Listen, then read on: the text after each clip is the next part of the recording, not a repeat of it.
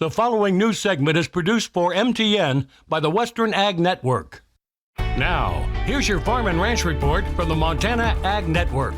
Welcome back for our Farm and Ranch news. This week, South Dakota Governor Kristi Noem enacted House Bill 1231, a measure aimed at imposing limitations on the ownership of foreign agricultural land in South Dakota by countries like China. Today we are signing into law House Bill 1231. It is a bill that would ensure that we have evil countries who hate America not purchasing our farmland in the state of South Dakota. The bill included provisions to prohibit ownership of South Dakota agricultural land by 6 designated foreign governments, including China, Cuba, Iran, North Korea, Russia, and Venezuela, and affiliated entities. Noem said in her 30 years of agricultural policy work, China's influence on U.S. agriculture has continued to grow.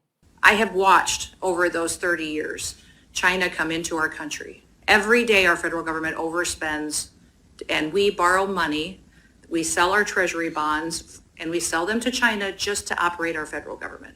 I've watched them purchase our fertilizer companies. They have purchased our chemical companies.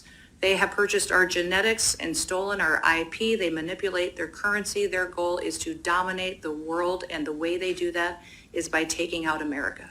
Now we have seen in recent years them increase their purchases of farmland in this country by over 5,300%. So they are a real threat to America.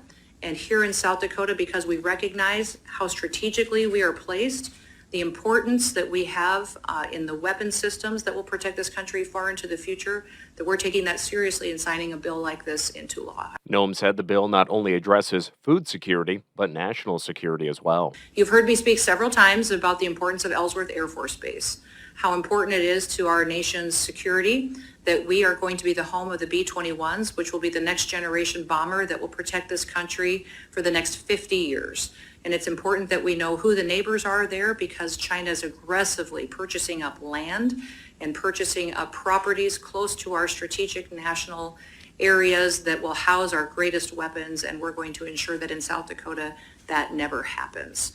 South Dakota is the third state in less than a year to enact a foreign ag land law, following similar measures in Missouri and Arkansas. We'll be right back.